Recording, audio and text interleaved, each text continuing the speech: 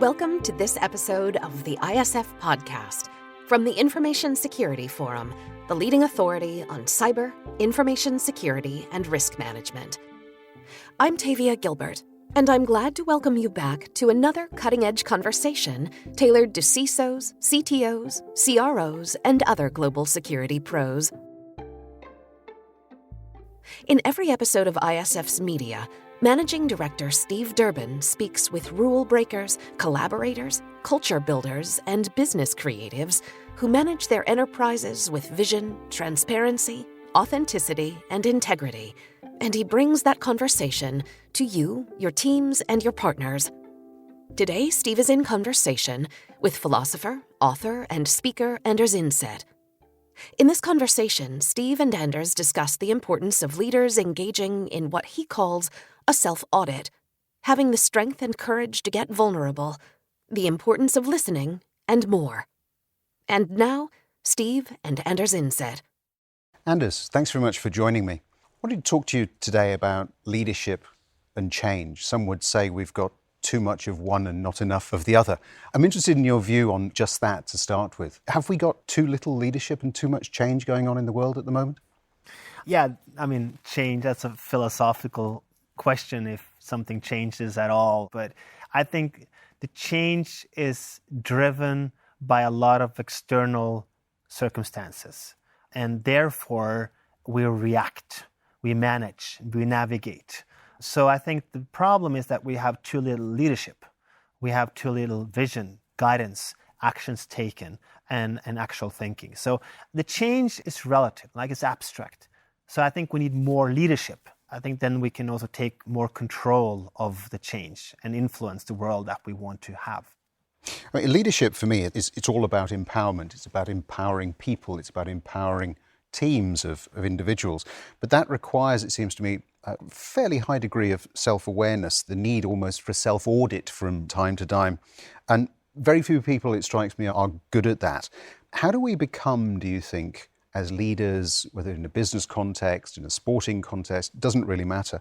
How do we become more self-aware, more vulnerable? How do we build that relationship? Let me start with that self-audit. We do all that financial audits and annual. We don't have the self-audit. Every person in a role, call it a manager or a boss or whatever, should have that. We don't know how we come across. Right. We don't have a mirror, I do a lot of sessions with CEOs where I just talk about, holding up a mirror and mirroring things that they've been doing for 20 years. So I think it's about getting that awareness, just putting a mirror in front of a person to see them from that particular light. Then we are, smart enough to reflect on that. But again, there are also quite a few things that you can train, of course, but you've been feeding into a system for 20, 30 years as a manager. It's hard to break out. So that's why you see that leadership is often something natural. If you look at sport, you can have a 19-year-old boy, if you say, be a captain of the national team or a soccer team to play in the Champions League, because that's something that evolves naturally. So for some people, obviously, it's easier to have that empathy, to put yourself in someone else's shoes, to be that person that you can talk to and to navigate and guide. But I think, it should start with emphasizing on what kind of human being you want to become. If you want to lead, there are a lot of things that you can train, I believe. It requires a degree of bravery as well, though, doesn't it? You talk about putting this mirror up in front, and for a lot of business leaders, for instance, it's taken them, to your point, 20, 30 years, whatever it is, to reach this sort of pinnacle of their career. And then what you're suggesting is perhaps that they just review all of that and expose a vulnerability that for some might be tough. Right. How do you get over that, though? How do you actually conquer that vulnerability, if you put it that way? Yeah, because we define ourselves with power and not with strength. So we exploit power, but the actual strength is what we need today. We need the strength and the courage, as you said, to tap into that vulnerability.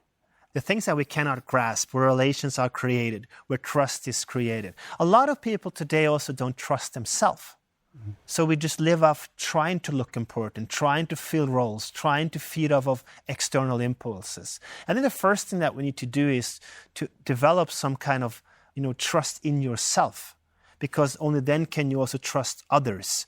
If we neglect that, we stop seeing when people are lying. We stop seeing when people are not trustworthy because we have left that skill with ourselves. So I think the first thing that we should do is to trust ourselves and tap into that actual feeling, to be honest to ourselves. We just lie too much, and overplay the actual feelings, the intuition, what we feel when we are caught off guard. If we would be honest about that, to show that feeling and say, okay, this was awkward, or I don't know everything, then that strength will grow. And it's not about domination and power, but it's about actual strength under human beings. And I think that's a lot of the essence, to tap into those vulnerable moments and exploit them for what they are, because that's what makes us human, and that's what other people will feed off of.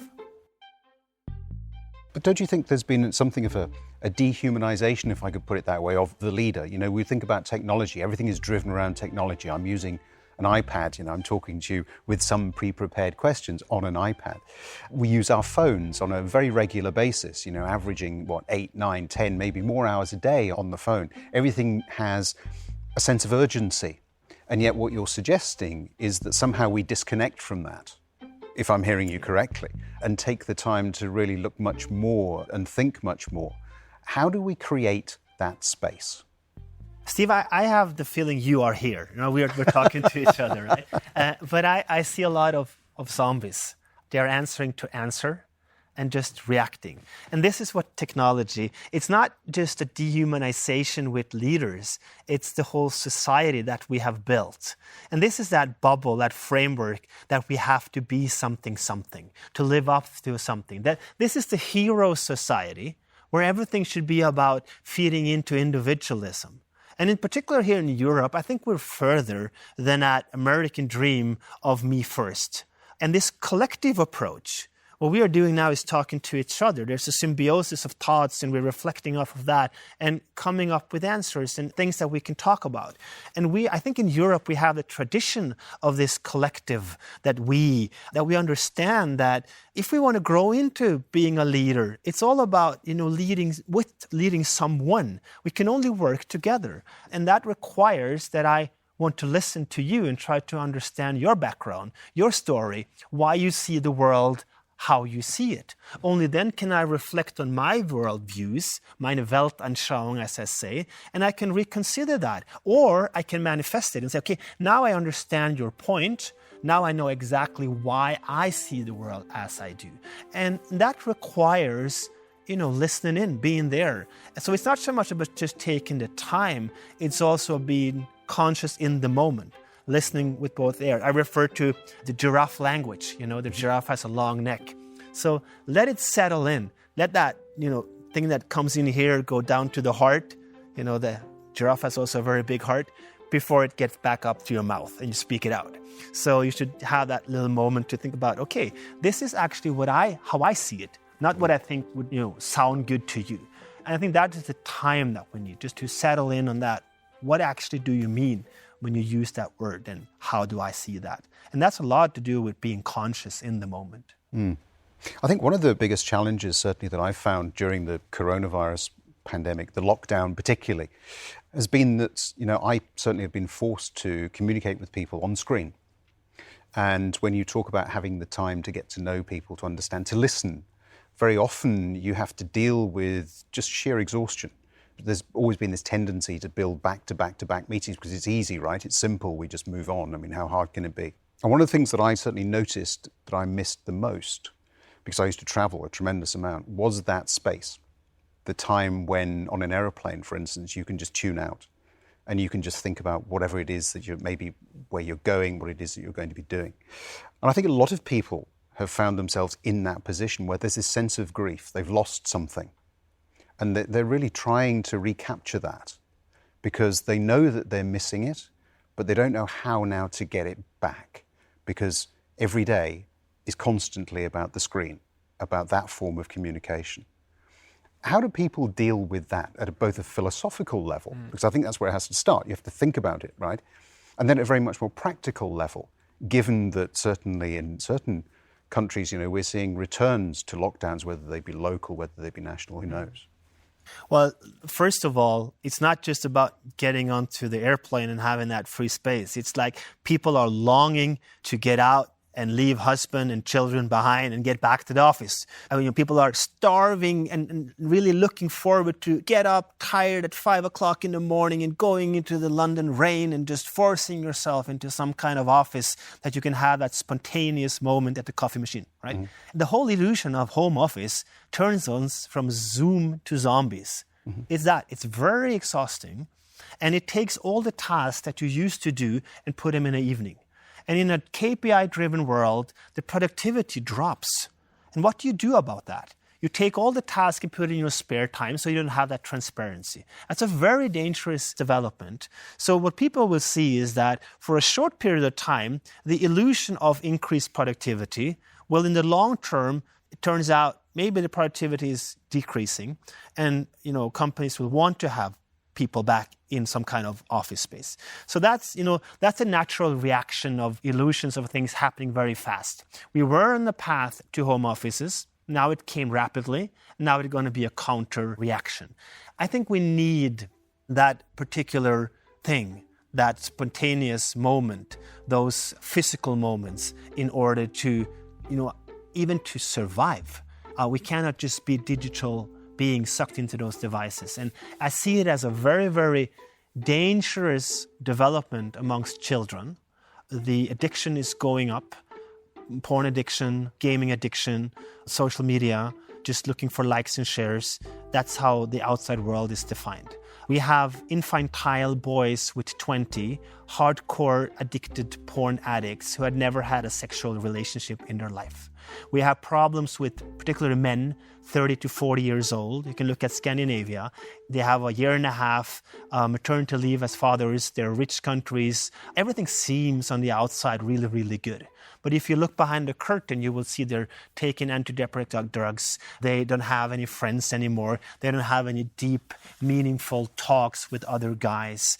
And that's a very big problem, which will lead to depression. It will lead to suicides and all of these things. And I think the first thing is, of course, to do the diagnosis and to see these critical issues for our society.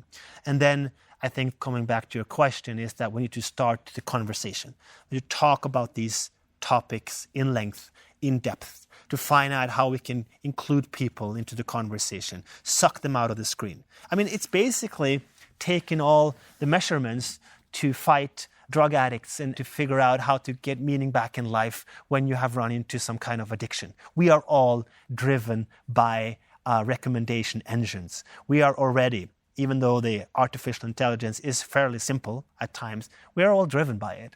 And recognizing that you have a problem as a human being, that's the first step. And it starts with the family. It starts with the time that you spend with your children, with your wife, your spouse. That's the beginning. And I think we all have to just, see that we do have some issues. And this is not going in a good place. And that's the first step. And I think then the next step would be to start an honest dialogue about these issues. It's interesting you raised this whole subject of addiction. I remember probably about 12 months ago now, when Tavia, my producer for the podcast series that we're running at the moment, and I were talking about different themes. We talked about trying to find a family or a series of families that we could actually track, if you like, when they were going out, to see the level of usage that they made of technology when they were just out for dinner. It proved incredibly difficult to find anybody who was willing to participate in that experiment for a variety of reasons. There was some fear about what they might discover. There was the fear of intrusion. And so it struck me at that point that we're trying to find a way of coexistence with technology that, in the ideal world, will take the benefits of technology, apply them to the way in which we as humans operate. And yet that's exceptionally difficult to do because, to your point earlier, we're getting sucked into it. So my question really is, how do we manage to coexist, get the best from technology without it overcoming and destroying some of the more human elements that are so essential to what it is that we actually do? By defining that. You always have that debate on saying that technology, we're not going to be a crane, we don't have to lift heavy things and all that. Now the human being can do the essential stuff. So what is the essential stuff, right? What is it that we value, really? And I think if we don't define that, technology doesn't have a soul or a purpose. It's not good or bad. It just is. It's very efficient. It could be radical in its outcome. But you see, we don't define a goal. When we say digital transformation, what the hell are we transforming into? And we don't define what is enough, what do we want to achieve. So the best of technology, what would that be? What kind of problems should it solve? So I think it comes down to having a balance in life. Of course, there's no equilibrium or no perfect balance, but we talk about the work-life balance and so on and so forth, but there is just a life balance. And I think during the lockdown, a lot of people discovered like the ordinary things like nature, the deep ecology of the Norwegian philosopher Arne Næss, and just, the things that are so special. I was on an island of the Lofoten writing on my next book, and I go outside and you can listen to the silence. So that's just a moment where you say that this is the most wonderful thing in life. It's so quiet, you hear the silence. And that's where you are conscious. You don't need meditation or any spiritual practices. You just realize that you are alive, you're a human being. And I think that balance, we have left that balance. We're just trying to achieve some unreachable goals because the role models and the illusions of heroes and what have you not what we want to have. More materialism, more possession. And during, the lockdown, we say, okay, maybe it's exhausting to own all this stuff. Right? Do we need all this? Maybe there are other things. And I don't think it was enough. It wasn't radical enough for that change, but it gave us a sense of being, a sense of purpose. And I think the best way to do it is to find time and to practice it. So as bad as it sounds, there should be some off-phone moments with the family where we leave it behind. I think there was a Netflix documentary called The Social Dilemma back a couple of months ago that described this, what we all know really well.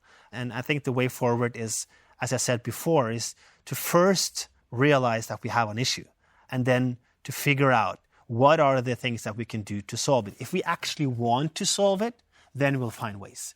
Be it through Eastern philosophy, be it through just, accepting the fact that we have a family and we love our closest ones. We will figure it out.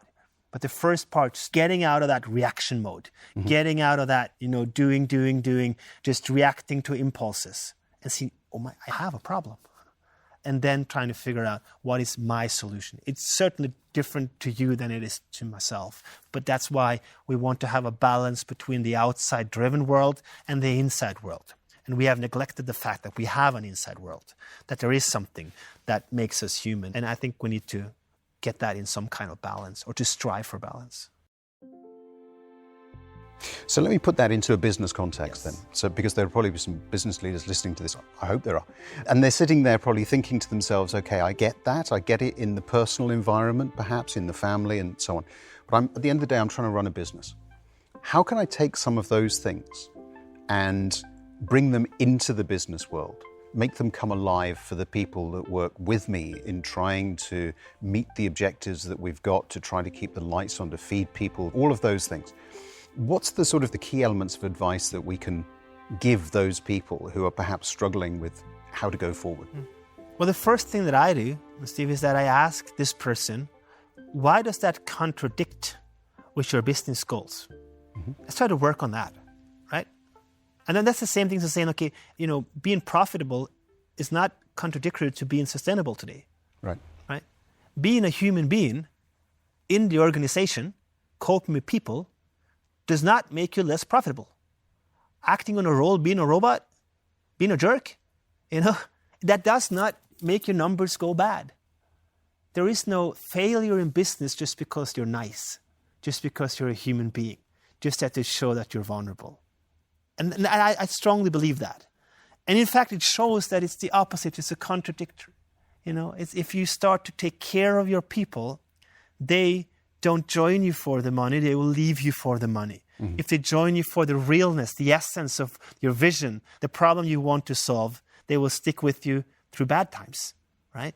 So I think there is no problem at all It's just about the courage to do so. And I meet a lot of managers. I used to be a hardcore capitalist. I lived in this model, feeding off the outside world. I've sat in on so many meetings. I've consulted with many Fortune 500 companies. And I see the same all over the place, that now a lot of these senior executives are starting to ask themselves this question, where they don't just reduce their wealth to the KPIs or their bank accounts, but they're asking themselves these philosophical questions, What is this? Is this it? Is this what I wanted to do? And I think combining that, the essence, does not make your company less profitable. And that said, if you don't want to feel it, at least you should rationally understand that young people will not join you if you're a jerk, right? They are now back to a position, a lot of these young people, where they come self-confident into the organization and want to play along. They want and need mentors, of course, to some extent, but they want to be treated as a human being, as a person, and not as a number or whatever, right? And I think that is where we now exploit the resources of the human beings. HR, human resources. Mm-hmm. No, that's not it. It's human reason. It's human recognition. It's human relationships. The R is just incorrect, right? It's not exploiting human resources. And I think, if you can get into that potential, most likely, as a business leader, you will do better off. That's my bet. So I think, if you want to tap into it, you will feel it. If you don't, just accept the fact that no organization in future will not work and not get people if they're not working for a circular economy, they're not sustainable, and they don't treat their human beings, the other people in the organization, in a decent way.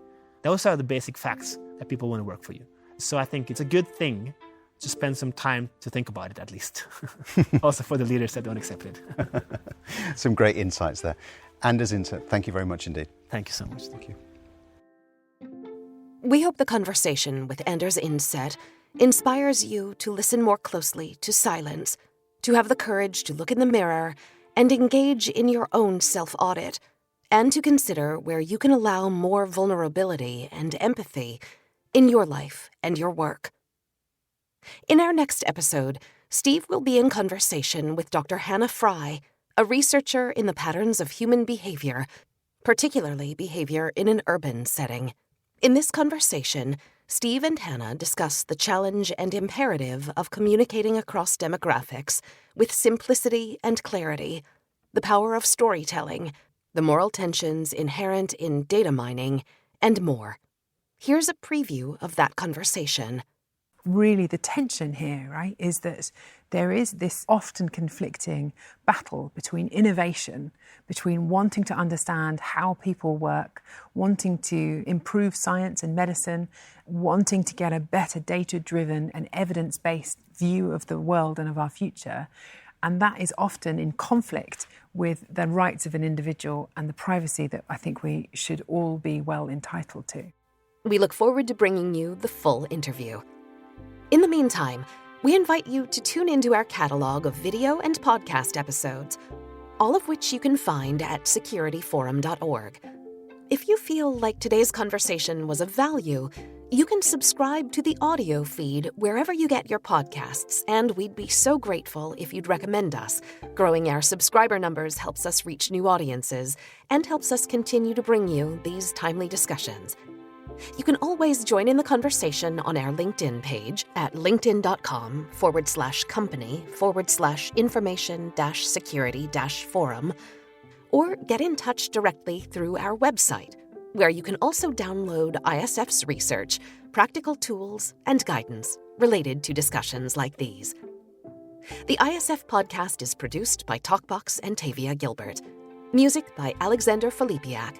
Assistant producer, Katie Flood. Mix and master by Brian Barney. Thanks for listening.